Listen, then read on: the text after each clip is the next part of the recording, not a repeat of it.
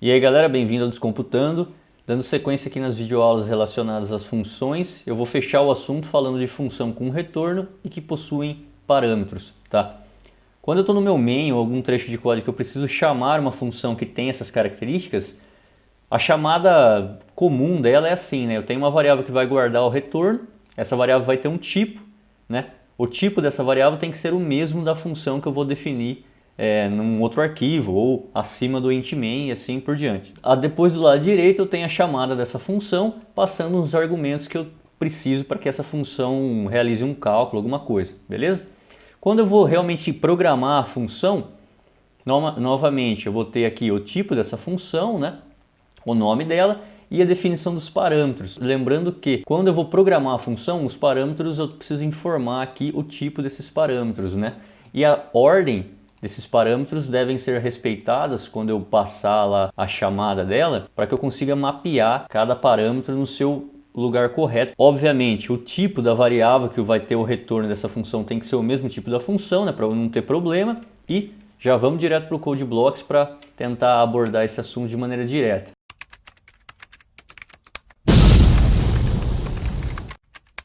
A ideia aqui, eu já fiz um esqueleto, é criar um programa que seja capaz de calcular a famosa equação aqui da física moderna que relaciona a massa e a energia de um corpo, que o Einstein lá definiu. A ideia é que o usuário consiga navegar e escolher se ele quer calcular energia ou massa. E eu vou fazer a lógica desse programa utilizando funções. Uma função do tipo void, você vai entender o porquê, e duas outras funções com um parâmetro e com um retorno para me retornar realmente o valor ou da energia ou da massa, beleza?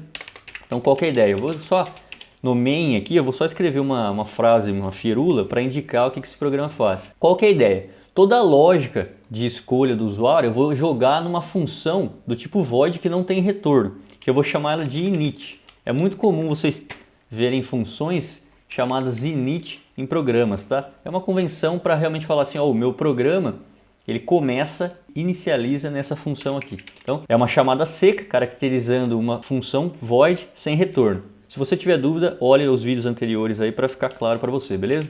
Então, void init. Aqui que a brincadeira vai começar a ficar legal. Eu vou falar para o usuário, então ele vai digitar 1 para energia, pular umas linhas aqui, ou 2 para massa, certo? Se ele escolher energia, ou seja, ele vai querer calcular a energia, para eu calcular uma energia eu preciso saber a massa. Só que se ele escolher a massa, eu preciso saber a energia, né? Uma vez que aqui o Czinho ao quadrado é uma constante da velocidade da luz. Vou pular uma linha.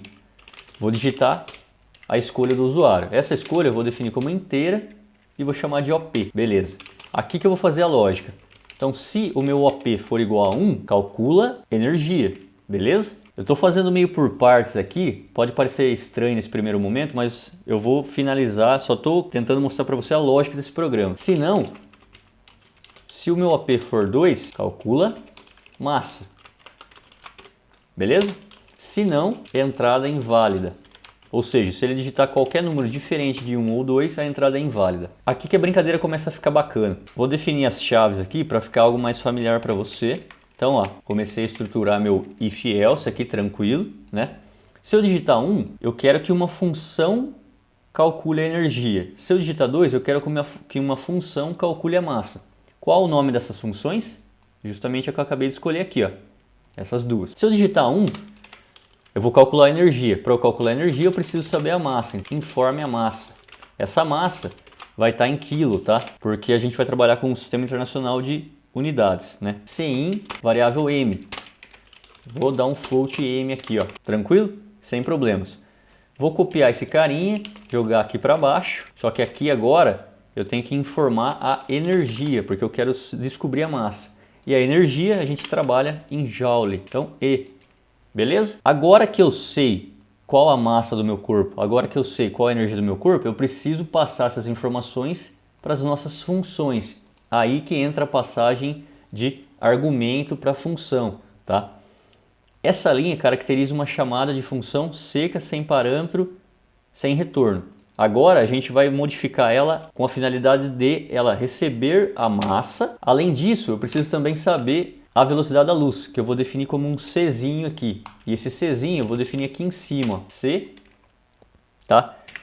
300 milhões de metros por segundo. Vou colocar um double aqui para não ter problema de casa decimal e nada. Acabei de fazer uma mudança na minha função que está caracterizando ela o quê? Eu estou recebendo agora parâmetros, estou informando argumentos para essa função. Além disso, eu vou modificar ainda mais para ela conseguir devolver um resultado para mim, que eu vou chamar de R igual a calcula energia MC. Esse R vai guardar o resultado final dessa equação aqui, dessa função aqui que a gente acabou de definir. E vou imprimir na tela. A energia é R, vou colocar um J aqui, vou escrever Joule aqui, né?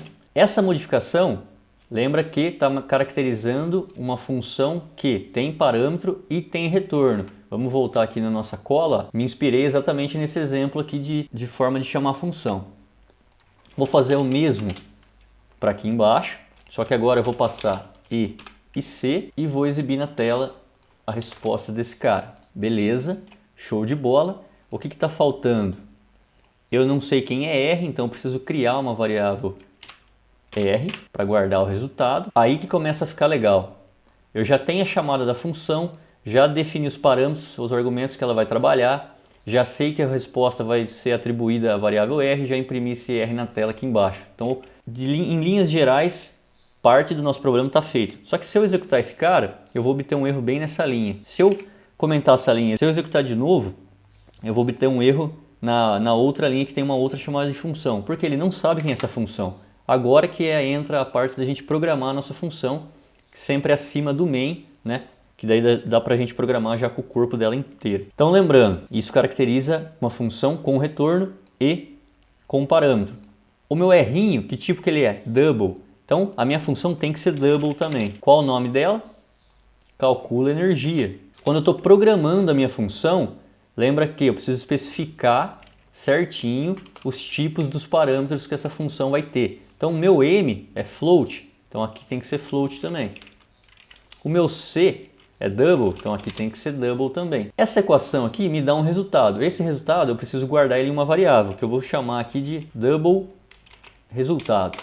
Resultado é igual a quem? M' vezes C ao quadrado. Uma vez que eu tenho a resposta, eu preciso agora falar assim, ó, a resposta, volta lá para o main, porque você precisa ser impresso na tela. Return res. Simples assim, galera. É através do return res, né? Res é a nossa variável que contém o valor final que eu preciso trabalhar. É através dessa linha aqui que eu consigo vincular essa chamada de função e a atribuição do valor realmente da nossa função. Eu vou dar um Ctrl C, Ctrl V, porque a nossa segunda função aqui é bem igual, né? Só vai mudar o nome e a nomenclatura ali dos parâmetros. Então calcula a massa, o Ezinho continua sendo float e o Czinho continua sendo double. Retornei, tranquilo, fechei o esquema. Vamos tentar executar isso aqui para ver se dá certo. Qual o erro que deu aqui? Vamos ver. Ah, aqui não é M, né? Agora é E. E além disso, agora eu estou calculando a massa.